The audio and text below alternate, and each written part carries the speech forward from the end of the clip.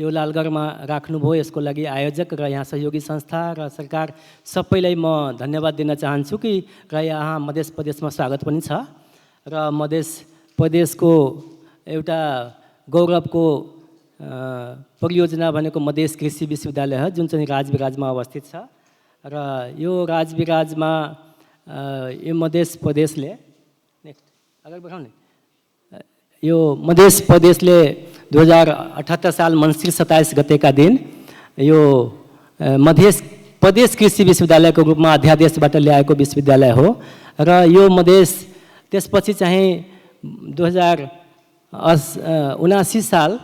वैशाखमा चाहिँ यो मधेस कृषि विश्वविद्यालयको ऐन चाहिँ ल्याएर यसको चाहिँ मधेस जब मध्य प्रदेश नामाकरण भयो 2 नम्बर प्रदेशलाई, अनि त्यसपछि चाहिँ मधेस कृषि विश्वविद्यालयको रूपमा चाहिँ यो राजविराजमा स्थापित छ र यो ऐनले चाहिँ कृषि विज्ञान विषयमा, पशुपालन विज्ञान विषयमा र त्यसपछि चाहिँ मत्स्य पालन र खाद्य प्रविधि र वन विज्ञानको क्षेत्रमा चाहिँ यो महाविद्यालयहरू खोलेर यो मध्य प्रदेशको कृषि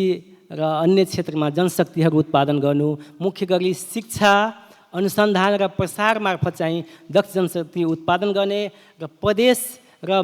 राष्ट्रका लागि चाहिँ उपयुक्त नयाँ प्रविधिहरू उत्पादन गर्ने यसले चाहिँ कार्य आदेश पाएको छ र यो विश्वविद्यालय चाहिँ किसानहरूको समस्या पहिचान गरी त्यसको समाधान गर्न मुख्य चाहिँ लक्षित रहेको छ र यसको भिजनको रूपमा हेर्ने हो भने मिसनको रूपमा यो गुणस्तरीय कृषि शिक्षा, नवीन अनुसन्धान र कृषि क्षेत्रको आवश्यकतामा आधारित प्रसारको माध्यमबाट राष्ट्र र प्रदेशको आवश्यकता पूर्ति गर्न योगदान पुर्याउन प्रतिबद्ध रही विशिष्ट विश्वविद्यालयको रूपमा चाहिँ उत्कृष्ट हासिल गर्ने यसको चाहिँ मिसन रहेको छ। त्यस्तै चाहिँ भिजनको रूपमा चाहिँ यसले के राखेको छ भने मध्य प्रदेश र नेपालको चाहिँ कृषि, पशुपालन र यो विभिन्न क्षेत्रमा चाहिँ सुधार गर्ने र विकास गरेर देशको चाहिँ नागरिकहरूको चाहिँ आर्थिक सामाजिक अवस्था सुधार गरी यो जीवनयापनमा सहजता ल्याउने र सुलभ बनाउन स्नातकहरूलाई गुणस्तरीय शिक्षा प्रदान गर्ने यसको चाहिँ मुख्य भिजन रहेको छ। त्यस्तै चाहिँ लक्ष्यको रूपमा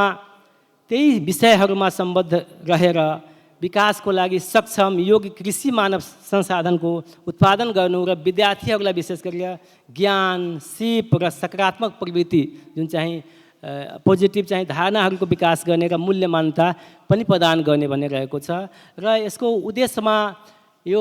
खास गरी नेपालमा चाहिँ अनुसन्धान छुट्टै आफ्नो हिसाबले काम गरिराखेको हुन्छ भने यो सरकारी चाहिँ प्रसारका डेभलपमेन्टका निकायहरूले छुट्टै काम गरेको अवस्था छ र विभिन्न चाहिँ युनिभर्सिटीहरू अथवा शैक्षिक संस्थाहरूले अलग अलग आफ्नो आफ्नो हिसाबले काम गरेको अवस्था छ। तर हामी चाहिँ मधेस कृषि विश्वविद्यालयले तिनटै यो शिक्षणलाई र अनुसन्धान र विकासलाई तिनटैलाई जोडेर सँगसँगै समन्वयात्मक रूपमा चाहिँ किसानसँग र इन्टरप्रेन्योरसँग सहकार गरी र निजी क्षेत्रसँग पनि सहकार गरी अगाडि बढ्ने रहेको छ र शिक्षा क्षेत्रमा चाहिँ त्यस्तै किसानहरूको आकाङ्क्षालाई मुख्य चाहिँ केन्द्रबिन्दु राख्ने जुन चाहिँ किसानहरूको आवश्यकता छ र अनुसन्धान प्रसार र कृषिमा चाहिँ आधारित उद्योगका नयाँ उदयमा नयाँ विषयहरूलाई पनि यसलाई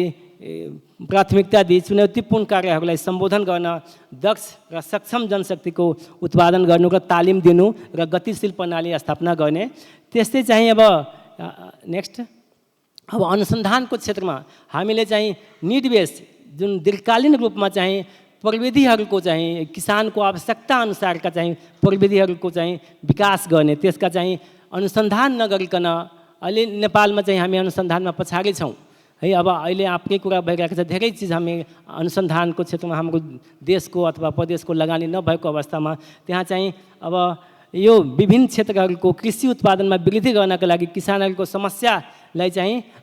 प्राथमिकतामा राख्ने, अर्को चाहिँ आधुनिक यो प्रविधिहरूको र प्रयोगशालाहरूको फार्महरूको अनुसन्धान केन्द्रहरूको प्रभावकारी रूपमा कार्यान्वयन गर्ने र क्रियाशील अनुसन्धान व्यवस्थापन प्रणालीलाई अत्याधुनिक पूर्वाधारहरूको विकास गर्ने स्थापना गर्ने र विश्वविद्यालयमा चाहिँ अनुसन्धान योग्य प्रतिभाशाली विद्वान बाहिरबाट पनि र देशका लागि विद्वानहरूलाई पनि आकर्षित गर्ने र अनुसन्धान सञ्चालन गर्न योग्य प्रतिभाशाली जनशक्ति उत्पादन गर्ने र त्यस्तै अब प्रसारको केसमा अब हामी पनि खालि चाहिँ जनशक्ति उत्पादन गरेर भएन,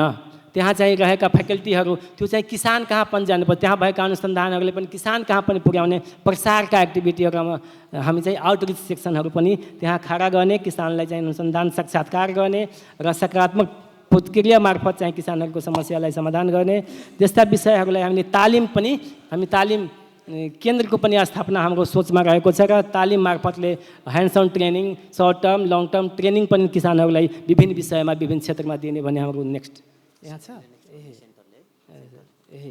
अच्छा ठिक छ। अब यस्तै हाम्रो विद्यार्थीहरूले पनि फिल्डमा काम गरिरहेको अवस्था छ। त्यस्तै चाहिँ अब विश्वविद्यालयको जनशक्तिको अवस्था हेर्ने हो भने हामी जम्मा 3.5 वर्षको विश्वविद्यालयको उमेर भएको छ, धेरै पुरानो छैन। यो संविधानले दिएको अधिकारपछि सुरु भएको हामी चाहिँ जम्मा 18-19 जनाको जनशक्तिले अहिले हामी कार्यक्रम गरिराखेका छौँ, जबकि हामीसँग 73 जनाको हामी जनशक्तिको अभाव छ। अब नियम कानुनको हिसाबले हेर्ने हो भने हामीसँग ऐन छ, हामीसँग नियमावली छ, हामीसँग विभिन्न चाहिँ व्यवस्थापनका परीक्षा नियमावलीहरू छ, अब विषयगत कार्यका त्यस्ता कुराहरू पनि हामी गरिराखेका छौँ। र यसरी चाहिँ हामी एउटा चाहिँ आज पनि कुरा भएको थियो, हाम्रो हर्टिकल्चर सोसाइटी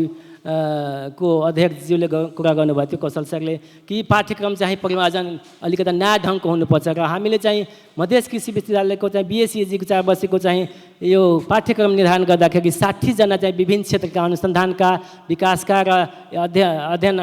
के भन्छ शैक्षिक क्षेत्रका चाहिँ विज्ञहरूलाई बोलाएर 2 दिनको कार्यशाला गोष्ठी गरेर त्यहाँ ग्रुप विभाजन गरेर हामी चाहिँ विभिन्न क्षेत्रका नयाँ नयाँ विषयहरू समावेश गरेर हामी पाठ्यक्रम उत्कृष्ट किसिमको पाठ्यक्रम राखेका छौँ, बनाएका छौँ। र शैक्षिक गतिविधि हेर्ने हो भने हामी अहिलेसम्म हाम्रा 3 बैचका विद्यार्थीहरू छन्। अहिले 128 जना विद्यार्थीहरू जसमा चाहिँ 50% महिला छन्, दलित जनजाति मुस्लिम मधेसी सबैको सहभागिता छ र सबै यो प्रदेशका सबै जिल्लाहरूबाट प्रतिनिधित्व रहेको छ। त्यस्तै सुनसरी र मोरङका पनि विद्यार्थीहरू छन् र हामीसँग राम्रो किसिमको ल्याबको पनि व्यवस्था छ र हामीसँग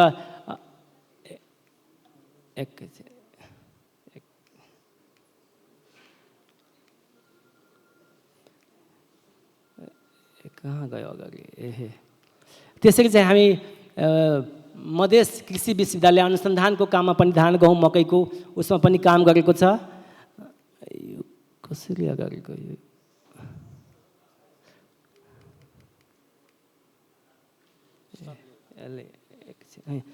यो स्लाइड सो गर्नुहोस् त। नेक्स्ट एकछिन हो। अब हामीसँग मध्य प्रदेशले दिएको चाहिँ बस पनि छ र हामीसँग राम्रोसँग प्रयोगशाला छ र फार्मको पनि कुराहरू छ। अब जग्गा जमिनको कुरा गर्ने भने हाम्रो मधेस कृषि विश्वविद्यालयले 26 बिघा 8 कट्ठा 18 धुर राज विकास 13 मा चाहिँ जग्गा प्राप्ति गरेर भवन निर्माणको काम अगाडि राखेको अवस्था छ। त्यस्तै चाहिँ रूपनी गाउँपालिकामा चाहिँ हाम्रो व्यवसाय पनि आउनुभएको छ। त्यहाँ चाहिँ 12 बिघा जमिन चाहिँ सीड प्रोसेसिङ युनिटको लागि राष्ट्रिय योजना आयोगबाट पनि 4 करोड 91 लाख बजेटको विनियोजन भएको छ। त्यस्तै अग्निसार गाउँपालिकामा चाहिँ हामीले राष्ट्रिय योजना आयोगबाट चाहिँ कृषक प्रशिक्षण केन्द्रको स्थापना गर्ने हाम्रो लक्ष्य रहेको छ र त्यहाँ पहल भइराखेको अवस्था छ। त्यस्तै बदिवासमा 51 बिघा जग्गा पनि हाम्रो प्रोसेसमा छ र 12 जिल्लामा चाहिँ भेटनरी हस्पिटल भेटनरी कलेज खोल्नको लागि 14 बिघा जमिन त्यसरी चाहिँ हामी अगाडि बढेको अवस्था छ। त्यस्तै कर्जनामा पनि गौशालामा पनि अब हाम्रो बिल्डिङको अवस्था अहिले चाहिँ यस्तो बनिराखेको अवस्था छ। शैक्षिक भवन र अरू चाहिँ भवनहरू ल्याबहरू र समन्वयको केसमा हामीले कुरा गर्ने हो भने हामी नार्कसँग नेपालको चाहिँ ठुलो चाहिँ के भन्छ काउन्सिल कृषिको है नार्क चाहिँ नेपाल कृषि अनुसन्धान परिषदसँग पनि हाम्रो सम्झौता भएको छ र हाम्रा विद्यार्थीहरू विभिन्न ठाउँमा यहाँ चाहिँ नवलपुर लालबन्दीमा चाहिँ अब त्यहाँ पनि हाम्रो रामनाथ झा सर हुनुहुन्छ, त्यहाँ पनि सहयोग गर्नुभएको छ। त्यहाँ तेलबालीबाट प्रमाणीपुरबाट विभिन्न तराहा विभिन्न ठाउँबाट हामी सहयोग पाइराखेका छौँ। त्यस्तै मुक्तिनाथ कृषि कम्पनीसँग सम्झौता भएको छ। एसिया म्याङ्गो नेटवर्क चाइनाको छ, त्यहाँसँग पनि हाम्रो सम्झौता भएर अहिले भर्खरै चाहिँ राजेन्द्र प्रसाद केन्द्रीय विश्वविद्यालय जुन समष्टिपुर पुसामा छ त्यो उहाँहरूसँग पनि हाम्रो सम्झौता भएको छ। यसरी हामी अगाडि बढिराखेका छौँ। अब विश्वविद्यालयको आगामी लक्ष्य हाम्रो धेरै यो विश्वविद्यालयले धेरै अगाडि आँपमा चाहिँ काम गरेको छैन, तर हामीसँग केही आँपका अब 15-20 भेराइटीहरू हामी अहिले लगाइसकेका छौँ र अहिले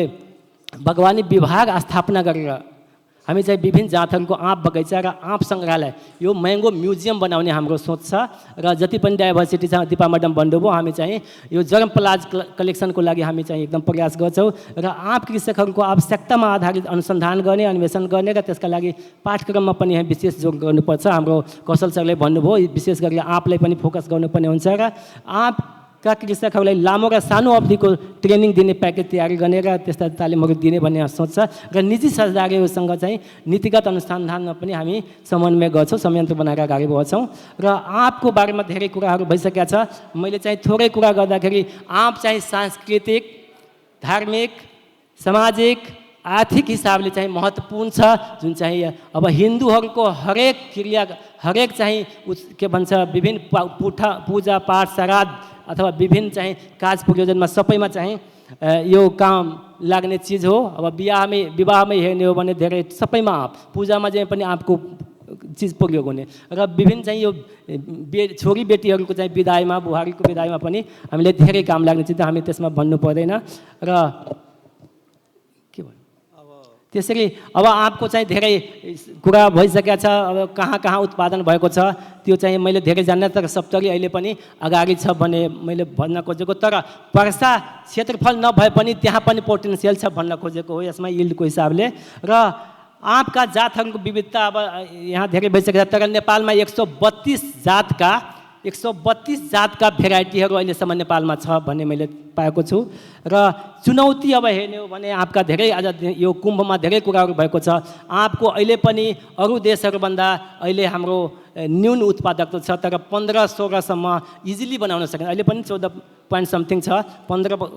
तर 16-17 तुरन्तै बनाउन सकिन्छ। क्षेत्रफलको हिसाबले धेरै बढेको छ। अब के भन्छ 38,000 है 38 लाख त्यो अहिले चाहिँ भएको छ, तर 1,34,000 मात्रै देखाइराखेको अवस्था छ। यसको चाहिँ न्यून आधुनिक प्रविधिहरूको प्रयोग छ, जुन हाई डेन्सिटीदेखि लिएर अथवा प्लान्टिङ अथवा फर्टिलाइजर इरिगेसन आदिका कुराहरू अथवा प्लान्ट प्रोटेक्सन त्यो प्रविधिहरू प्रयोग भएको अवस्था छैन। उत्पादन प्रविधि सम्बन्धी ज्ञान सिपको चाहिँ हामीसँग किसान कहाँ कमी छ, किसानसँग पुगेको छैन। हामी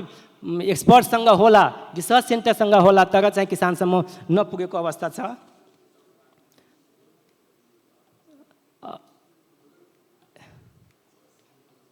सर अब कन्साइज गरौँ एकैछिन। अब यसमा चाहिँ हामीले नेक्स्ट